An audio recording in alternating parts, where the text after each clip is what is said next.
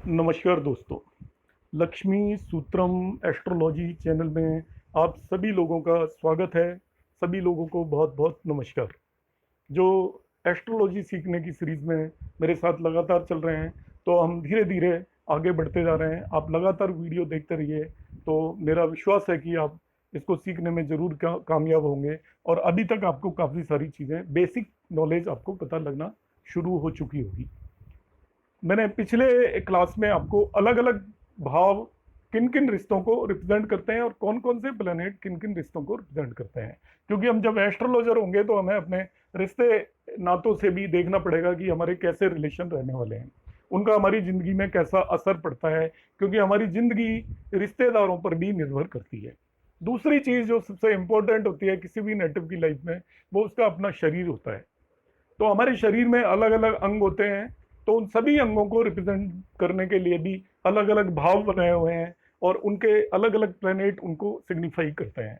तो हमें किसी भी अंग से रिलेटेड प्रॉब्लम देखनी है, कोई बीमारी देखनी है या और किसी तरीके की भी चीज़ देखनी है, तो हमें मालूम होना चाहिए कि कौन सा हाउस किस अंग को रिप्रेजेंट करता है, कौन सा प्लेनेट किस अंग को रिप्रेजेंट करता है। तो जो उस अंग से रिलेटेड जब भी हम ऑर्गन से रिलेटेड जब भी एस्ट्रोलॉजी में हम बात करेंगे, तो हम दोनों चीज़ों को उस नेटिव की कुंडली में देखने की कोशिश करेंगे। तो मैं आगे बढ़ता हूँ और आपको बताता हूँ। हमारे 12 भाव हैं। तो यदि आपको फर्स्ट हाउस, आपको पता है हमारी बॉडी जैसे मूव करती है, वैसे ये 12 भाव अलग अलग ऑर्गन्स को रिप्रेजेंट करते हैं। हमारा जो फर्स्ट हाउस है वो हमारे चेहरे को रिप्रेजेंट करता है। चेहरे के बाद देखिए सेकंड हाउस गर्दन को रिप्रेजेंट करती है, तो आप चेहरे के बाद आप देखेंगे गर्दन आती है। थर्ड हाउस हमारी बाजू मीन्स हैंड्स को रिप्रेजेंट करते हैं। इसके बाद छाती आती है फोर्थ हाउस में, फीमेल के केस में आप ब्रेस्ट बोल सकते हो। फिफ्थ हाउस में छाती के जस्ट नीचे हमें पता है कि हमारा पेट आता है। सिक्स्थ हाउस में नाभि के नीचे के पोर्शन को रिप्रेजेंट करता है। सेवेंथ हाउस आपके गुप्त अंग या जिन्हें सेक्सुअल ऑर्गन्स बोलते हैं, फीमेल और मेल दोनों में रिप्रेजेंट करते हैं। एट्थ हाउस शौच स्थान या एनएस जिसे बोलते हैं, उसे रिप्रेजेंट करता है। इसके बाद आप देखेंगे कि हमारा यहाँ तक का पोर्शन कवर हो गया। फिर नाइन्थ हाउस हमारी जंगा को रिप्रेजेंट करेगा। टेंथ हाउस नीज या घुटनों को रिप्रेजेंट करेगा। इलेवेंथ हाउस आपकी पिंडलियों को रिप्रेजेंट करेगा। और ट्वेल्थ हाउस हमारे पैर को रिप्रेजेंट करता है।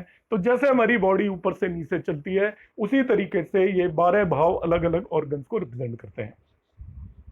अब इन ऑर्गन्स में भी इसके बाद फर्दर सिग्निफिकेशन है कि वहां पर मैंने बेसिक बताया है कि कौन चेहरे को रिप्रेजेंट कर रहा है, कौन गर्दन को रिप्रेजेंट कर रहा है, कौन छाती को रिप्रेजेंट कर रहा है। अब यहाँ पे हम स्पेसिफिक ऑर्गन्स की बात करने लगेंगे इस पर्टिकुलर पोर्शन में, कि आपकी जो लग्न है या फर्स्ट हाउस जिसे बोलते हैं, वो आपके रूप रंग कैसे हो देखने में, शरीर, पूरा शरीर आपका कैसा है, स्वस्थ है या नहीं, मस्तक, आपका माथा कैसा है, और दिमाग, इन सभी चीज़ों को रिप्रेजेंट करता है। आप इंटेलिजेंट हैं या नहीं, वो आपकी लग्न बताएगी। जो आपका सेकंड हाउस है, देखिए ये आपका एक तरीके से सर हो गया, फर्स्ट हाउस। अब सेकंड हाउस और 11th, मैं 12th हाउस को एक साथ बताऊंगा। ये सेकंड है और ये 12th हाउस है। तो आपकी दो आंखें हैं चेहरे के ऊपर।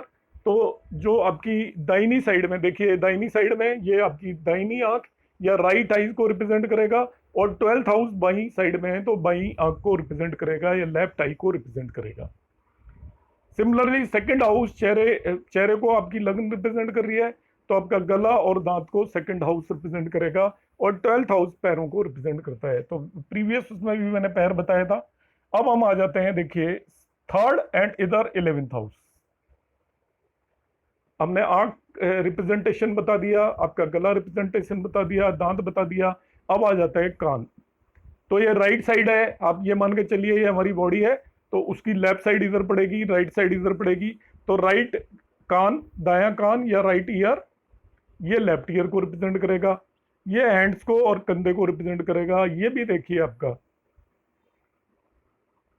ये बायां गला सही नहीं लिखा हुआ, ये एक्चुअली गला ही है, क्योंकि गला बायां और दायां होता नहीं है। यहाँ पे आपका ये एक आपके लेफ्ट साइड के हाथ को रिप्रेजेंट करेगा, ये राइट साइड के हाथ को रिप्रेजेंट करेगा। इस तरीके से हम देखेंगे। फोर्थ हाउस हृदय मीन्स हार्ट एंड आपकी चेस्ट को रिप्रेजेंट करेगा। फीमेल के केस में ब्रेस्ट को भी फोर्थ हाउस रिप्रेजेंट करता है। हार्ट से रिलेटेड आपको कोई भी डिजीज देखनी है तो हम देखेंगे, देखिए मून आपका जो होगा वो रिप्रेजेंट करता है, आगे मैं बताऊंगा। इसके बाद फिफ्थ हाउस में, क्योंकि पेट को रिप्रेजेंट करता है, तो पेट से रिलेटेड जो भी चीज़ें हैं, जैसे आपकी पाचन क्रिया हो गई पेट के, और इसके बाद फेफड़े, पेट और पीठ को रिप्रेजेंट करता है, बैक साइड को। पेट मीन्स स्टमक, फेफड़े मीन्स लंग्स, पाचन क्रिया मीन्स आपका जो भी डाइजेस्टिव सिस्टम है, प्रोसेस। सिक्स्थ हाउस आपकी इंस्टेंटाइन को रिप्रेजेंट करता है, ठीक है, नाभि को रिप्रेजेंट करता है, पैरों को रिप्रेजेंट करता है, गुर्दे का मतलब होता है किडनी को भी रिप्रेजेंट करता है। तो आपको किडनी से रिलेटेड किसी भी नेटिव का देखना है तो हम सिक्स्थ हाउस पर जाएंगे। सेवेंथ हाउस आपका बर्थ से रिलेटेड एंड सेक्सुअल ऑर्गन्स को रिप्रेजेंट करेगा। गर्भाशय, कमर मीन्स वेस्ट, एंड आपका जो भी यूरिनरी ऑर्गन्स है उन सभी को रिप्रेजेंट करेगा। एट्थ हाउस आपका आ गया, दैट इज जांगे and hips and your secret organs, and पैरों को भी रिप्रेजेंट करता है। नाइन्थ हाउस आपका स्टमक और बैक को रिप्रेजेंट करता है। टेंथ हाउस आपके knees, joints, heart, and fourth house represent करता है हार्ट को, और आपके चेस्ट को इसी तरीके से टेंथ भी रिप्रेजेंट करता है। 11th और 12th हाउस के बारे में हम ऑलरेडी डिस्कस कर चुके हैं। अब हम आ जाते हैं कौन से प्लेनेट किस किस ऑर्गन को रिप्रेजेंट करता है। सैटर्न है Shanidev, spleen, bones, right year और टीथ को रिप्रेजेंट करते हैं। अब राइट ईयर मीन्स दाएं कान के बारे में बात करनी है, तो देखिए आपको सैटर्न देखना पड़ेगा और दायां कान को थर्ड हाउस, तो ये दोनों मिलके आपको उसके बेसिस पे आप जज करेंगे। इसी तरीके से जुपिटर है, वो आपके लीवर, लंग्स, ब्लड और वेंस को रिप्रेजेंट करता है। टेक्निकल टर्म्स में यहाँ पे ज़्यादा बोल नहीं रहा हूँ, क्योंकि उतनी ज़्यादा डिटेलिंग में एस्ट्रोलॉजी में हम जाएंगे नहीं, हम नॉर्मल ऑर्गन्स के बारे में जनरली बात करते हैं। मार्स है, वो लेफ्ट का बाएं कान को रिप्रेजेंट करता है। सन मीन सूर्य आपके हार्ट, हृदय को रिप्रेजेंट करेगा, आर्टरीज को रिप्रेजेंट करेगा, आई साइट को रिप्रेजेंट करता है इन केस ऑफ वीमेन, और राइट आई को रिप्रेजेंट करता है in case of a man. Venus है आपके sexual organ, genitals, uterus represent करेगा फीमेल के केस में। इसके बाद आपका किडनी को भी वीनस रिप्रेजेंट करता है। मरकरी आपको पता है बुद्धि का कारक है, हम बोलते हैं ब्रेन को रिप्रेजेंट करता है, ये स्पीच का भी कारक होता है, टंग को रिप्रेजेंट करता है, थॉट को रिप्रेजेंट करता है, हैंड्स को भी मरकरी रिप्रेजेंट करता है। इसके बाद आता है मून, तो मून आपके ब्रेन को रिप्रेजेंट करता है, स्टमक को रिप्रेजेंट करता है, इंस्टेंटाइन्स को रिप्रेजेंट करता है, ब्लैडर को रिप्रेजेंट करता है, लेफ्ट आई को रिप्रेजेंट करता है, राइट आई को रिप्रेजेंट करता है। तो इस तरीके से बहुत सारे आपके सिग्निफिकेशंस हैं मून के। इन सभी सिग्निफिकेशन को आपको नोट करके लर्न करना है।